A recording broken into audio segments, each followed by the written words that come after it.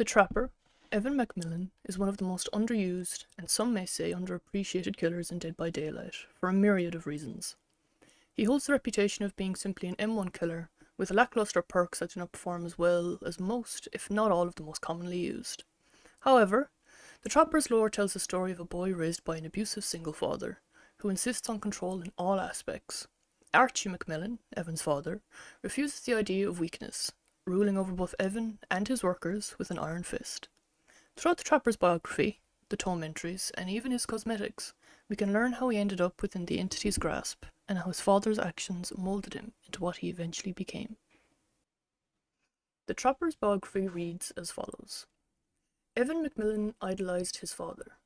It wasn't just that he was heir to a great fortune, it was the way he ran the state. Raised under his firm hand, Evan had taken to running the workforce with an iron fist. Production was always high, and the Macmillan estate prospered under father and son.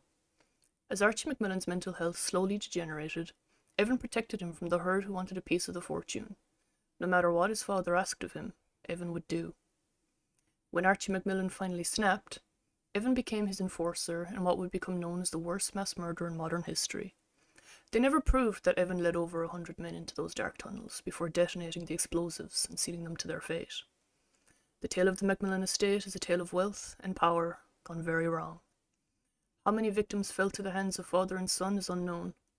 No record was ever made of what became of Evan Macmillan. His father is another unsolved puzzle, found in the basement of his own warehouse, dead and abandoned. Memory 1235. Evan is 14 years old, and he knows something his father doesn't. The thought thrills him, amazes him, scares him. There is something his father doesn't know. Something the owner of one of the most profitable mines in all of Seattle doesn't know. His father manages his workers with an iron fist. No, not an iron fist. Brass knuckles. He calls them maggots. Grovelling maggots. He's about to discover he's wrong. They're more than maggots. Much more. They're men. And men working together can bring change. One of these men is inspiring others to take their lives back. If they can stand together, maybe, just maybe, they can bring in the union. With a union, they'll have rights.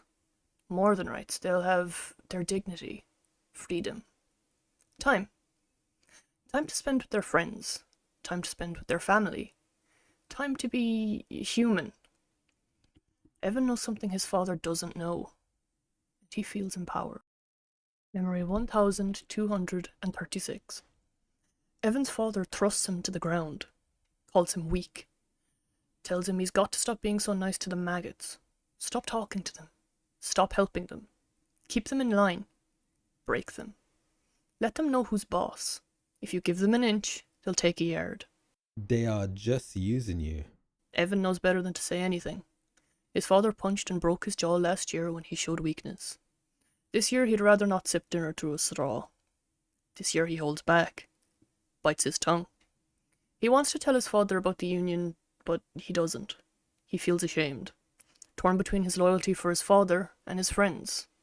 Bob, Tom, Jim, they deserve more. Memory 1237. Evan enjoys creating something from nothing.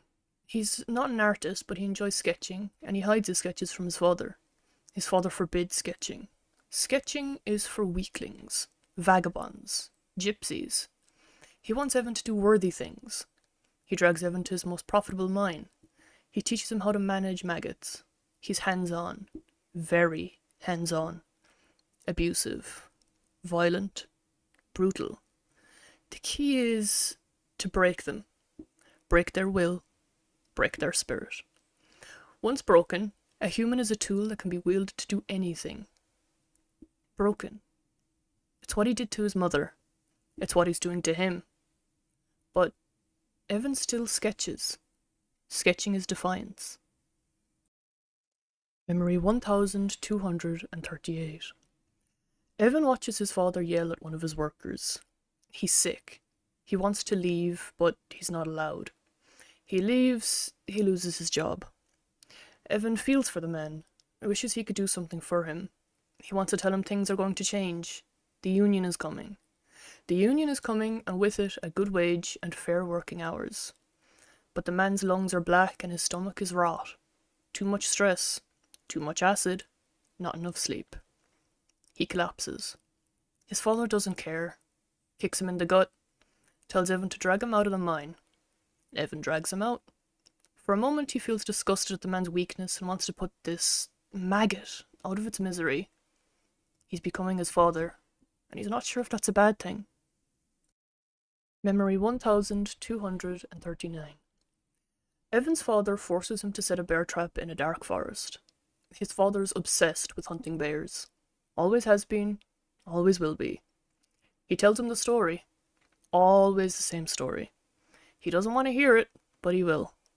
His father was hunting with his brother when they ran into a grizzly bear. The bear tore his uncle's arm off and bit into his head. Evan's father jumped on the grizzly's back, stabbed the bear endlessly, killed the bear, ripped open its stomach to retrieve his brother's head, carried his brother's mutilated body 10 miles to the family estate. This time it's 10 miles. Last time it was 5. His father grins.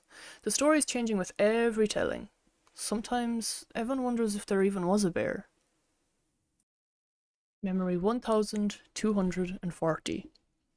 Evan's inspired in a way he's never been before. Furiously, he sketches his father in a bear suit killing his uncle. He'd never met his uncle, but he's seen pictures. His uncle was a philanthropist, a bleeding heart, disloyal. He would have run the business into the ground with proper wages and all that socialist crap. That's why he had to go. Evan doesn't have proof, but he knows. Deep down, he knows his father murdered his uncle, tied him up, left him for a bear. There was no knife, no fight, no honor, just a terrible death for a disloyal worm. Evan suspects all of this, and yet he doesn't feel disgusted or ashamed. He feels something else, something he's trying not to feel, something he won't admit to himself. Memory 1241. Evan looms over his father's bed and watches him sleep. He hates and loves him at the same time. Sometimes he wonders what his life would be like without him. He owes him so much, and yet he's miserable and alone. He raises a massive, grey stone and holds it there for a long minute that feels like forever. He could be free. Truly free. But he can't. Not like this. He could free himself in other ways. Accidents happen. Hunting accidents. Mining accidents. He could lure him into the bowels of the mine and ignite a stick of dynamite. No way he'd survive. But despite it all, Evan can't do it. His love is bigger than his hate. He owes him too much. Memory 1242. Evan sketches his father in a bear suit drowning his mother. He'd never believed his father's story. Something didn't feel right. His eyes, his grin, his lack of empathy. She was pulled into a current and never seen again. His mother, she was beautiful. Blonde hair, blue eyes, fun, full of compassion. His opposite. She didn't just go out to swim one morning and never come back. She was getting in his way, and no one gets in his way. Not even family. Especially not family. Obedience or death. Evan's tired of obedience. Yes, he's loyal to his father, but he's also loyal to his friends. They'll talk to him, encourage him, think he's a great artist. He has friends. He's never really had a friend. His father wouldn't allow it. Waste of time. They're using you. Yes, he's loyal to his father, but he's also loyal to his friends. They deserve better. Memory 1243. Evan's father stares at him across the dinner table. He knows. Maybe he doesn't know, but he senses something's amiss. He has that look in his eye. That look that tells Evan he's in for it. He chews on a fatty piece of rabbit and hopes his father doesn't say anything. He should have known better than to keep something from him. His father knows. He always knows. Last year, Evan lost his cool on a man who said something about his mother. He almost beat the man to death with a 2x4 while his father watched and laughed. The authorities pulled Evan away. He smiled at Evan and knew he wouldn't admit it to himself. He enjoyed beating on that man. Not because of the insult. Not because he felt threatened, but because he felt powerful. His father smiled. Apple doesn't fall far from the tree, eh? Memory 1244. Evan finds his sketches torn to bits. He puts the pieces together. All of them accounted for except one. He doesn't have the picture of his dying mother. His father enters the room. Despair and dread overwhelm him. He waits for a blow that never comes. Instead, his father tells him he has instinct, and instinct is everything. He tells him he inherited his instinct from his side of the family. The same instinct that told him Evan was keeping something from him. Don't pretend. I know. A few of your maggot friends sold you out for a few dollars. Evan starts, but doesn't say anything. Can't say anything. The words are caught in his throat. He apologizes. His father says nothing. Walks away. Evan follows him to his bedroom where he sees the picture of his dying mother framed above the bed. His father tells Evan he will learn a lesson tomorrow, one he hopes he understands. Evan stares at his father and feels hate. Hate for the maggots who betrayed him, and for his father, respect. No, not respect. Admiration. Memory 6079. The sound of Archie's hands pounding against the door feels 100 miles away. Evan descends the staircase. Each step feels lighter than the last. He just needs a little break. No fake friends, no overbearing boss, no unions, no maggots, no lies, no mine. No killing. He figures if he calls the fire department to let his father out, it would take them a few minutes to get here. By then, he could be long gone. Find a new place to call home. Maybe down the coast, somewhere a little sunnier. As he reaches the top of the stairs, he notices something pooling at his feet. Smoke? He turns around and barrels back down the stairs. The smoke feels like soup as he descends, pitch black and choking. Too thick for smoke. Fog. He can't hear his father screaming anymore. As it chokes out the light, it also seems to choke out sound. Evan calls to his father, but the fog swallows his voice. He lurches forward, arms outstretched. Each step feels like it should be the last, but the staircase keeps descending. Finally, after what feels like a lifetime, his foot hits solid ground. He places his hands on the wall, feeling his way around to the door. But these walls aren't right. Cold. Rough. Slick to the touch. The fog begins to dissipate, just enough to see his own hands. Blood. He gasps as the room comes into view. The steel door is gone. The grey, concrete walls replaced by rickety wooden boards. Streaks of gore reach from floor to ceiling as exposed pipes rattle erratically. His eyes scan for anything familiar, where his father might be trapped. As he reaches the centre of the room, his gaze freezes. An enormous structure, covered in meat hooks. He is unable to tear his eyes away from it. The structure horrifies him, but something strange and foreign speaks deep within him. These hooks. These are my hooks. Memory 6080. The feeling in the pit of his stomach is too much for him. He turns and stumbles back up the stairs. The ascent feels endless. Every muscle in his body aches. His lungs burn, but he pushes upward. Out of this basement. Out of this nightmare. At the top, he finds himself nowhere. No mine, no estate. Nothing but unending, rocky ground in every direction, and that damned fog again. He picks a direction and starts walking. He remembers being young, hunting with his father, getting separated, lost in the woods. Back then, he walked straight until he hit a road, got his bearings, got back to the car. Got an earful from his father. His fists tighten. He supposes he'll get another earful when he finds him. If he finds him. The thought makes his stomach drop. How long has he been walking? He can't remember. It feels like it's been days. He can barely remember the basement where he left his father, as if he hadn't seen it in years. A smeared, grey memory. But that other basement, it sits heavy, vivid in his mind, as if he never left. He can still count the planks on the wall, and those hooks, he could almost hear them, calling out to him.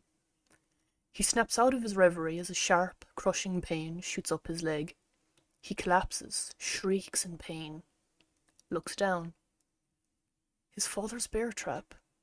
He shouts out again, frustrated. Who did this? The same person who brought him here? Who separated him from his father? He pries it open, wrests his ankle from its grip. Blood gushes from the jagged wound. He looks around again, desperate for some sign of humanity. Nothing. I'll die here, he thinks. I just wanted to get away. He drops to his seat, wraps his arm around the trap, and passes out as the fog muffles his pained screams. Memory 6081. Evan comes to, gasps, grabs at his leg. Dry. He exhales. No wound. It throbs with pain, but the skin is smooth, undamaged. Evan wonders if he imagined the entire thing. His eyes adapt to the darkness and his surroundings come into view. Not imagined. He is back in that basement, with that structure, again. He shouts in frustration. What do you want from me? His words bounce hollowly off the ramshackle walls. Nobody is here to answer. He props his hand against the wall, shakily rises to his feet, heads to the staircase again. As he limps towards it, each step becomes harder. Not due to the pain, but as if some magnet is pulling him back. As if something is telling him, you are not meant to leave. Stop resisting. He pushes forward regardless. He's no sheep. No maggot. Whatever game this place is playing with him, he will not participate. He looks down at the first step, gingerly places his aching foot on it, pushes onward. This time, the pain is in his shoulder. He did not notice the chains hanging from the ceiling, nor the fetid, rusting hooks dangling from them. He does not scream this time. It feels pointless, nobody's listening. Or, if they are, his screams mean nothing. He grabs onto the hook, tries to pry it from his arm, but it is stuck fast.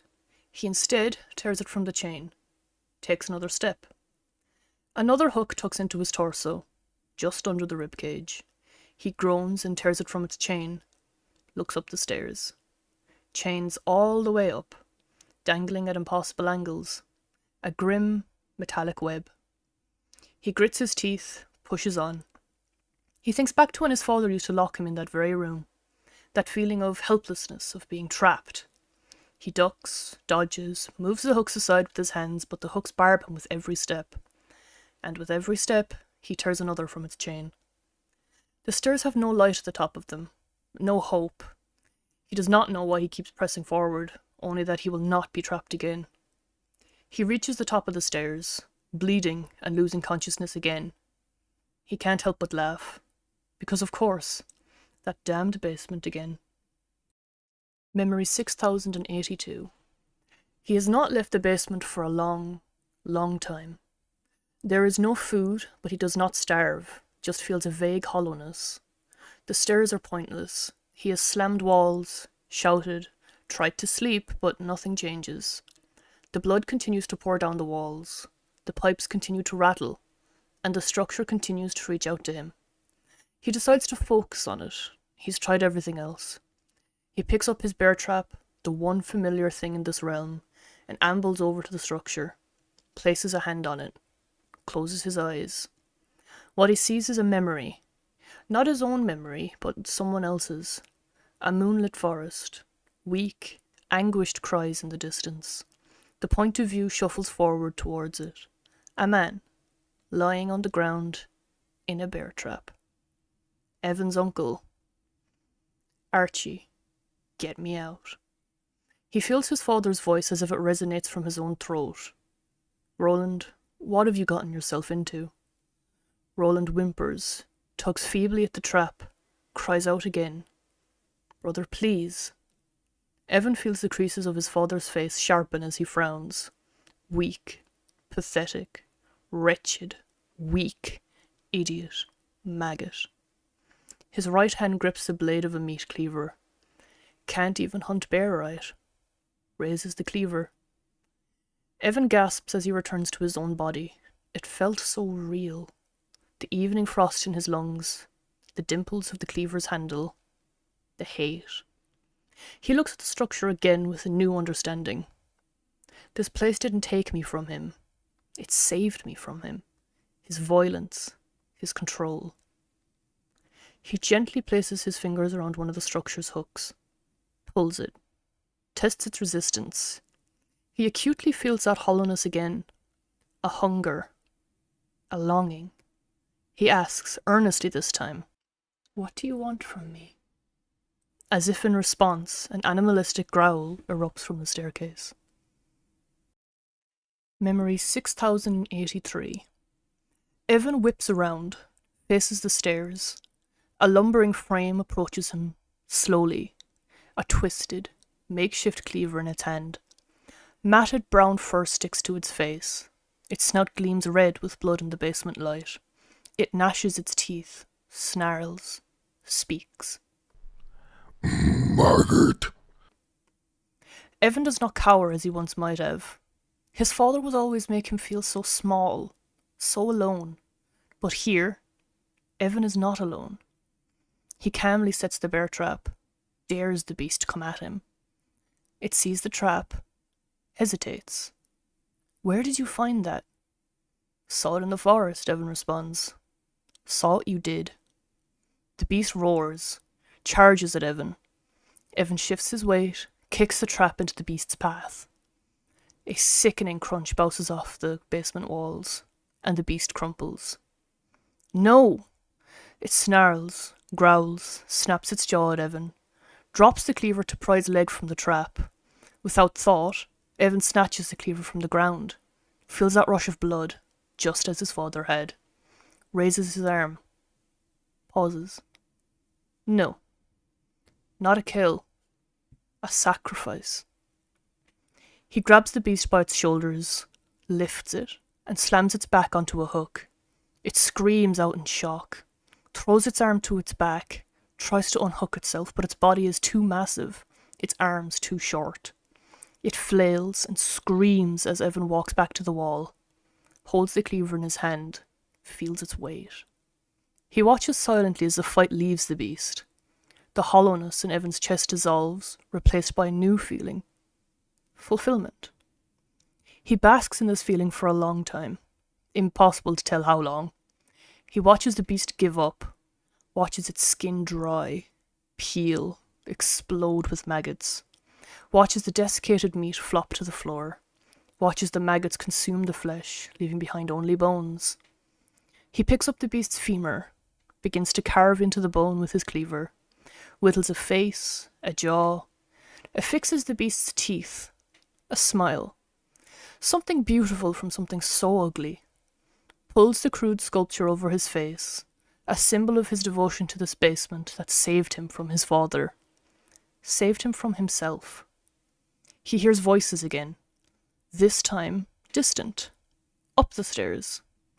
He grabs the trap, his cleaver, ascends the stairs. Nothing stops him this time. He feels weightless as he ascends, as he once had so long ago. At the top, flickering light and crackling embers dance and sing in the distance. A group huddled around its warmth. Evan looks at them from a distance for a long time. Thinks of the basement and how it accepted him, moulded him, delivered him. Perhaps it will deliver them too. The Trapper's cosmetics can give us even more insight into Evan's actions that aren't described in the lore itself. Each skin tells its own story. Perhaps each of these occur between the tome entries, or perhaps they are stories of Evan from another timeline. When it comes to the entity, it's often impossible to know for sure. Caretaker to his dying father, the blood of over 100 men on his hands. A twisted, soulless mask hides the bearer's face. What became of the man behind the mask? The hooks dig deep into the flesh. the pain giving way to pure rage. A brutal cleaver, hammered by his own hands from the metals of the mine. The Union boys moved their meetings deep into the forest, but Evan was prepared to track his prey. A fearsome mask carved from the bark of a dead tree. He knows the forest well, moving as if he evolved into it, stalking his prey as by primal instinct. He improvised when the cleaver's handle broke, finding a gnarled branch far sturdier, as if grown for the murderous act. Evan locked himself in his room and grabbed his sketchbook. He knew he'd be in trouble if his father found out, but he had to escape, even for a few minutes. He sketched a one-eyed monster with the same fury he saw in his father's eyes. He hated what he drew, just like he hated him. Evan could hear his doorknob jiggle. His father was trying to get in. He drew the rest of the monster, imbuing it with primal rage as his father tried with all his might to break down the door. His father's yelling ceased, and silence filled Evan's room. He finished the drawing by giving the Cyclops a blade that could tear anything apart. Evan saw the little piggy putting books in his locker at the end of the hallway. He wondered how much money that boy had on him today. He approached the boy's locker and could see the little piggy tense up as he got closer and closer. He wasn't expecting this round little boy with asthma to spin around and punch him hard in the face. Ashamed, he went to bed with a swollen face without seeing his father. In the morning, he found a knife on his nightstand with a note that said "Fight harder." Clearly, and as I hope I've laid out with the solemnity and heartbreak as it deserves, Evan McMillan's story is one of tragedy and a loss of hope. Despite his efforts in fighting back, from sketching despite his father's wishes, becoming friends with the workers, even going so far as to take his father out of the equation altogether, it wasn't enough. It wasn't good enough. Evan was never able to leave the life of murder and violence that he'd been brought up to assume was normal. Despite his best efforts, the entity won, as it always does.